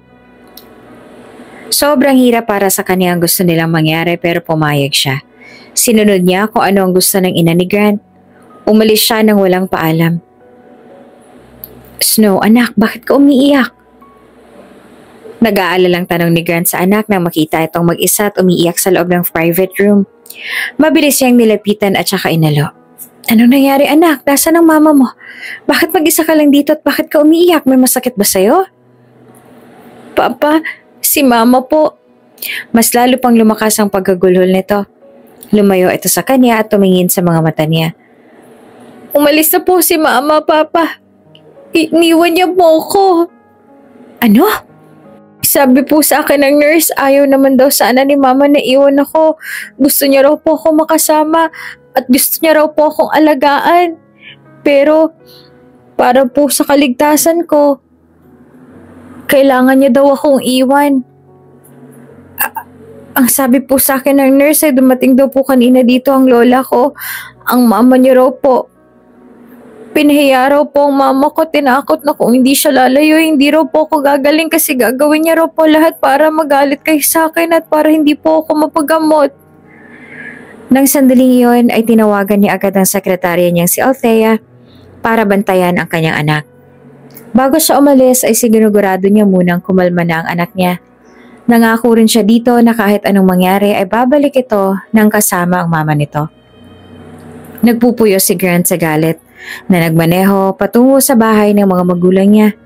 Hindi niya alam na nasa Pilipinas pala ang mga ito. Wala itong kahit anong sinabi sa kanya at galit na galit siya dahil sa kanila ay umalis si Maple at ngayon ay nasasaktan ng anak nila. Mom, ano na naman ba tong ginawa mo kay Maple? Nang sandali nakapasok siya sa mansya nila, ayon ang tinanong niya sa kanyang ina na naabutan niya naman sa living room. Nakaupo sa sofa, may hawak na wine glass at kausap ang amiga sa tawag. Ang makitang nagpupuyo siya sa galit, ay binaba nito ang tawag. What's wrong, my son? Hindi ka ba natutuwa na bumisita kami sa'yo? Ilang taon na mula nang huli tayong magkasama. Bakit parang hindi ka malang natuwa, anak? Bakit ako matutuwa, ma? Matapos ang ginawa niyo sa ina ng anak ko. Hindi ko alam kung hanggang kailan niyo ba pakikialaman ang buhay ko. Nagbuntong hininga ang ina, tumayo sabay sabi. So you heard about it? Napailing ito. Sinabihan ko lang naman siya na layuan kanya. May usapan kaming dalawa noon pero balik siya ng balik sa'yo. Ang sabi ko sa kanya noon ay wag na wag kanyang lalapitan or else mas lalo kong sisirain ang buhay niya. Pero anong ginawa niya? Bumalik siya. Nagdala pa siya ng bata na ipinakilala niyang anak mo. So, inamin niya rin ang totoo kung bakit nagkaganon ang buhay ng mag-ina ko. Habang ako ay buong akala ko ay tinupad kayo ni Dad sa usapan na magiging maayos ang buhay ni Maple kung maghiwalay kami. Inamin niyo rin. Lumabas din mismo mula sa bibig ninyo. You know what, Mom? Dad? Di ko maintindihan kung bakit sobrang obsessed na obsessed kayo sa akin. Dahil ba sa natatakot kayo na baka tulad ni Kuya iiwan ko rin kayo? Baka naman ay ganyan na talagang ugali ninyo dahil sa masyado kayong mga mata pobre. Sobrang dismayado ang tono ng boses ni Grant at sandali na yon ay tila nakalimutan niya kung sino ang kaharap niya. Narinig ng kanyang ama ang galit na galit niyang tinig kaya agad itong lumapit at pinagtanggol ang kanyang ina. Grant! Don't talk to your mother like that. Lagi naman ganito sa tuwing may mali na nagagawa ang kanyang ina. Lagi na lang itong pinagtatanggol ng kanyang ama. Kahit pa alam naman ng kanyang ama na mali ang ginagawa nito, ay hindi man lang nito kinokorek ang pagkakamali. Sa halip ay mas pinapanigan pa ito. Ang tingin nga ni Grant sa kanyang ama ay puppet lamang ang kanyang ina. Mapait siyang natawa at napatango ng may mapagtanto. Ngayon gets ko na si Kuya kung bakit iniwan niya kayo. Gets ko na siya kung bakit mas pinili niya maging masaya sa piling ng boyfriend niya kesa sundin ang gusto niya at makasama kayo. Tayong lahat. Naiintindihan ko si Kuya. Dapat pala hindi ko siya hinusgahan nung una pa lang. Dahil ganito kayo. Talagang masyado kayong makasarili at controlling. Nagtagis ang panga ni Grant dahil sa labis na galit. Ang tagal ko na rin nagtimpi. Ang tagal kong tiniis ang mga ugali ninyo. Ang tagal kong naging sunod-sunuran sa gusto ninyo dahil naniniwala ako na ang gusto niya lang ay kung ano mas makakabuti sa akin. Ginawa ko lahat ng gusto niyo. Iniwan ko ang babaeng pinakamamahal ko dahil ang sabi niyo ay pareho yung makakabuti para sa aming dalawa. Dahil ang sabi niyo, pareho namin na matutupad ang mga pangarap namin. Na ang sabi niyo, tutulungan niyo siya pero nagkamali ako. Nagkamali akong naniniwala ako sa inyo. Nagkamali ako, nagtiwala ako. Isang malaking pagkakamali na iniisip kong gusto niyo lang talaga na mapabuti ako. Dahil ang totoo, hindi naman talaga. Sadyang makasarili lang kayo. Sadyang masyado lang kayong obses sa yaman niyo, kaya akala niyo sa iba ay mga mukhang pera. Grant, wala kang karapatan na pagsabihan kami ng ganyan. Asik ng kanyang ina. Kung ganon, wala rin kayong karapatan na pakialaman ng buhay ko at pasya ko. I'm done with you all. Pagod na ako sa inyo. Pagod na ako intindihin kayo. Pasensya na. Ngunit sawa na ako.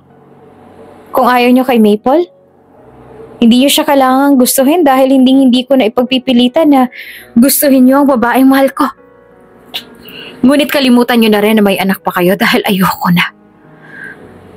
Mapagod na ako at pasensya na kung tulad ng panganay niyo dumating din ako sa punto na nagsawa na ako. I'm sorry. Ngunit sa pangalawang pagkakataon ay hindi ko hahayaan na muli niyo kami paghihiwalayan. Sa pangalawang pagkakataon ay hindi na makakaya. Matapos ang nangyari, ay nilisan na nga niya ang kanilang mansyon na puno ng puot at pagkasuklam. Sa mga sandaling yon ay tila ba iyon na lamang naghahari sa puso niya.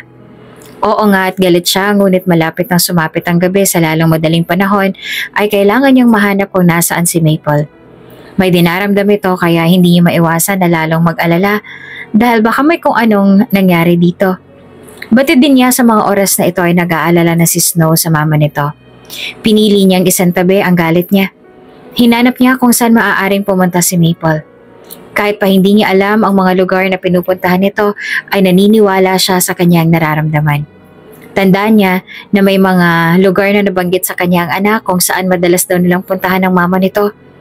Subalit nang puntahan niya ng mga lugar na nabanggit sa kanya ng kanyang anak, wala siya roon. Sa ngayon ay nandito siya sa lugar kung saan nakatira ang bahay na Maple na nasunog. Pagdating niya roon ay hindi pa rin nakakabawi ang lugar. Tupok ang mga bahay at kaunti lamang ang nagawang makaligtas sa apoy. Akala ni Grant ay hindi na babalik si Maple sa lugar na ito dahil wala naman itong babalikan na bahay, subalit nakita niya kaagad ito. Nakaupo ito sa may sulok kung saan natupok itong bahay. Umiiyak para bang pinagsakloban ng langit at lupa.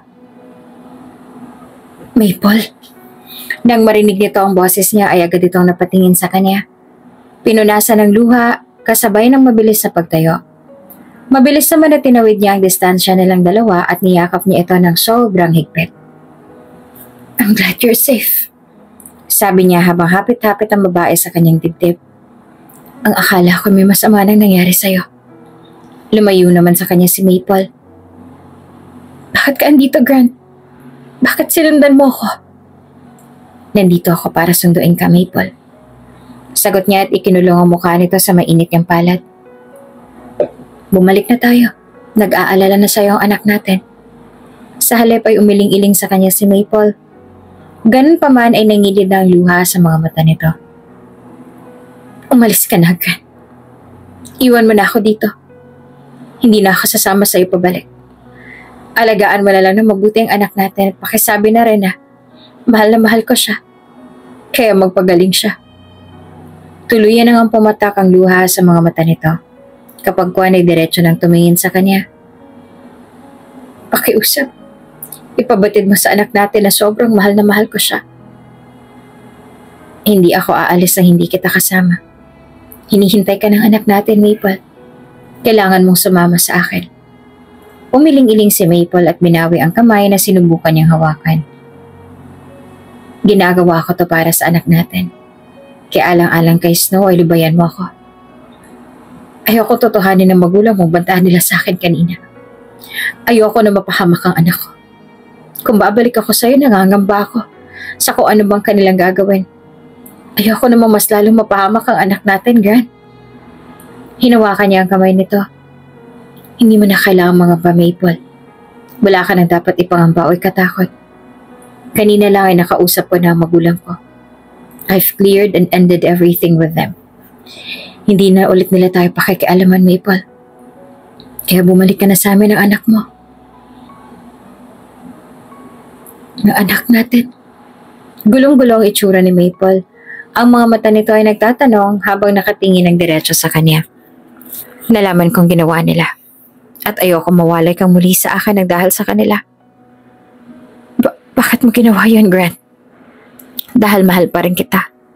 Mahal pa rin kita, Maple. Buong sinseridad ng pagtatapat niya. Hanggang ngayon ay mahal na mahal pa rin kita. Sa mahabang panahon na nagkahiwalay tayo ay walang nagbago sa nararamdaman ko. Ikaw pa rin ang mahal ko. At aaminin ko na nagkamali ako, mas pinili ko maniwala sa magulang ko. Nagkamali ako na sinunod ko ang gusto nila sa pag-aakala na parehong mapapabuti ang mga buhay natin kung susundin ko sila. Nagkamali ako. And I'm very sorry about that. I'm very sorry. I was wrong, Maple. Mali ako. At sana ay hayaan mo ako maitama ang lahat ng mga pagkakamali ko. Hayaan mo ako makabawi sa inyo ng anak natin. Pangako kong babawi ako at hindi ko nahahayaan na muli tayong mapaghiwalay ng sino man. Hindi naman naging madali ang lahat ng una. Aaminin ni Grant na nahihirapan siya sa naging pasya niya na talikuran ng sarili niyang magulang. After all, magulang niya pa rin sila at marami na silang mga sakripisyo para sa kanya. Kung hindi dahil sa kanila ay baka wala siya sa mundong ito ngayon. Ganun pa man, batid niya na may mga bagay din na dapat matutunan ang mga magulang niya. Kailangan nilang matuto sa mga pagkakamali nila dahil kung paulit-ulit nilang gagawin iyon, ay maaaring tuluyan ang mawala ang lahat sa kanila. Hindi niya pa man lubusan na isinasara ang puso niya sa kanyang mga magulang. Nananatiling bukas iyon para sa isa pang pagkakataon pero gusto niya na matuto muna sila sa kanilang pagkakamali at matutong tanggapin ang mga bagay na hindi dapat ipilit. Tinupad ni Grant ang pangako niya sa mag-ina niya na gagawin niya ang lahat para maprotektahan niya sila. Sa 2 buwan na sila'y magkasama, laging sumusubok ang magulang niya na muli silang gambalain. Tulad ng pangako niya ay hindi niya hinahayaan ang mga ito na makalapit man lang sa mag-ina niya. Lahat din ng paraan ay ginawa niya para lang makabawi siya sa lahat ng mga pagkukulang niya sa kanila. Pasalamat niya at hinayaan siya ni Maple na makabawi. Hey, Mama, magaling ka na raw po, sabi ng doktor mo. Ang masayang sabi ni Snow at saka niyakap ng mahigpit ang ina. Ito ay matapos ang mahigit 3 buwan na gamutan ni Maple at masayang binalita ng doktor sa kanila na nawala na ang brain hemorrhage ni Maple na sanhi pala ng pagka-aksidente nito. At ilang pilay nito sa katawan, katulad ng sa dibdib ay malapit na rin gumaling. Masaya ako para sa'yo, Mama. Masaya rin ako, anak. Sana sa susunod ay ikaw naman ang gumaling na. Masaya ako para sa'yo, Maple. Sabi niya naman kay Maple. Salamat, Grant. Ngumiti ito ng bahagya sa kanya. Hindi pa siya napapatawad ni Maple, hinahayaan lamang siya nito na makabawi, ngunit batid ni Grant na darating ang araw at mapapatawad din siya nito. Hindi pa sa ngayon pero alam niyang darating ang araw na iyon at hindi siya susuko hanggang hindi niya nakukuha ang kapatawaran nito. Wala siyang balak na sukuan ito. Kuya Tyrone, anong ginagawa mo dito? Gulat na tanong ni Grant na pagbukas niya ng pinto ng kanilang bahay ay bumungad sa kanya ang nakakatandang kapatid na si Tyrone na ilang taon niya na rin hindi nakikita. Ngumiti naman sa kanya ang Kuya Tyrone. Hello, little brother. Long time no see. I heard na kasama mo na ngayon ang mag-ina mo. Pumunta ako dito para makilala sila. Bakit? Bakit ngayon ka lang ulit nagpakita sa akin? Namiss mo ba ako? Hindi agad siya sumagot at niyakap niya na lang ng mahigpit ang kuya niya na mahina namang natawa sa kanya. Oh, so my little brother really missed me, huh? Of course, you dimwit. Ilang taon kang hindi nagpakita sa akin. Akala ko'y habang buhay ka nang hindi magpapakita sa akin. Mahina namang tumawa si Tyrone. Magagawa ko bang hindi magpakita sa nag-iisa kong kapatid? Narinig ko ang nangyari sa inyo, ang magulang natin. Alam ko na kailangan mo ng karamay ngayon, which is why I'm here. Your older brother is now here for you. Papa, sino po siya? Tanong ni Snow. Wow, siya na bang anak mo? Masayang tanong ni Tyrone. Lumapit ito kay Snow at nagpakilala. Hello baby girl, I'm your Uncle Tyrone. Kuya ako ng papa mo. Hindi naman inaasahan ni Grant ang pagdating ng kuya niya kung kaya naman ay sobrang saya niya habang pinagmamasdan nitong kausapin ng kanyang mag-ina. Buti na lang at mabilis silang nagkasundo at halata naman sa kuya niya na boto ito kay Maple. Hindi tulad ng magulang niya. Alam kong mahal na mahal mo ang mag-ina mo. Kitang-kita ako sa mga mata mo kung gaano mong kamahal si Maple. After all, hindi mo siya pipiliin over our parents kung hindi mo siya mahal. She's your first love.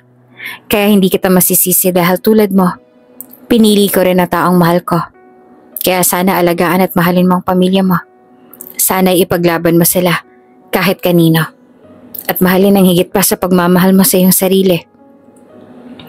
Iyon ang payo sa kanya ng kuya niya na ipinangako ni Grant na gagawin niya. Pinapatawad na kita, Grant. Ilang beses na napakurap si Grant sa sinabing iyon ni Maple. Isang taon siyang paulit-ulit na humingi ng tawad dito. Isang taon niya rin itong niligawan. At isang taon siyang umasa at ngayon na narinig niya na ang mga katagang gustong-gusto niyang marinig mula kay Maple ay hindi siya makapaniwala. Ano? Ang sabi ko, pinapatawad na kita.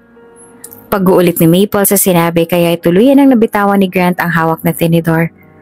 Really? Oo, sagot ni Maple sabay tango. Sa tingin ko ay sapat na rin ng isang taon. Nakita ko naman na pinagsisisihan mo nga kung ano mga nangyari noon. Gusto ko rin na maging masaya ng lubusan ng anak natin. Tsaka tulad mo, gusto ko rin na bigyan ng isa pang pagkakataon ang naudlot nating pag-iibigan noon. Sobrang saya ng nararamdaman ni Grant ng mga sandaling yon. Masaya siyang narinig na handang bigyan ni Maple ng isa pang chance ang pag-iibigan nilang dalawa. Bakit nakaluhod ka, Grant? Tumayo ka nga riyan. Singhal pa sa kanya ni Maple. Andito sila ngayon sa loob ng bago nilang tahanan, ang bagong biling mansyon ni Grant. Hinawakan ni Grant ang kamay ni Maple. Alam kong hindi mo pa ako sinasagot. Hindi ko pa matatawag na boyfriend mo ang aking sarili, ngunit matapos ang lahat ng nangyari sa tingin ko hindi ko na kaya maghintay pa. Nag-aalala ako na baka mawala ka ulit sa akin kung patatagalin ko pa. Gusto na kitang matawag na akin. Gustong-gusto kitang matawag na aking asawa. Kaya Maple, pumapayag ka bang ikasal sa akin? Pumapayag ka bang ako iyong maging asawa? Sa totoo lang, inihanda na rin ni Grant ang sarili niya kung sakali mang tatanggihan ni Maple ang alok niya. Nakahanda na siya kaya tila hindi rin siya makapaniwala nang marahan ng tumango si Maple. May munting ngiti sa mga labi nito at may luhang tumutulo sa mga mata. Oo, pumapayag ako magpakasal sa iyo, Grant. At ang araw na yon ay isa sa pinakamasayang araw para sa kanilang dalawa dahil ang kanilang naudlot na pagmamahalan ay muling magbubukas para sa panibagong yugto kasama ang kanilang nag-iisang anak. Habang sinusuot ni Grant ang singsing sa daliri ni Maple ay lumuluha siya at nanginginig ang kamay. Yay! Ikakasal na po kayo, Mama at Papa! Masayang hiyaw ng kanilang anak na saksi sa proposal niya. Masaya po ako para sa inyo, Mama, Papa! At ang saya na kanilang nararamdaman ay mas lalo pang nadagdagan nang makita nilang labis sa galak sa mukha ng kanilang anak. At sunod-sunod na nga ang naging masayang pangyayari sa kanilang mga buhay. Dahil matapos ang proposal ay may masayang balita sa kanila ang doktor ni Snow. I am pleased to inform you that your child has fully recovered from the dilated cardiomyopathy. Her heart is now healthy and functioning normally, and she no longer faces the risks associated with the condition. Sa awa ng Diyos ay nagawa ng anak nila na malampasan ang pagsubok na iyon. Nagawa nila iyong malampasan ng magkakasama at magkakahawak ang kamay. Alam kong marami pa tayong mga pagsubok na malalampasan.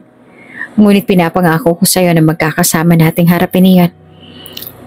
Iyon ang pinangako ni Grant sa asawang si Maple. Ngumiti naman si Maple. Pinapangako ko rin na kahit ano pang mangyari, ay hindi ko na ulit bibitawan pa ang iyong mga kamay.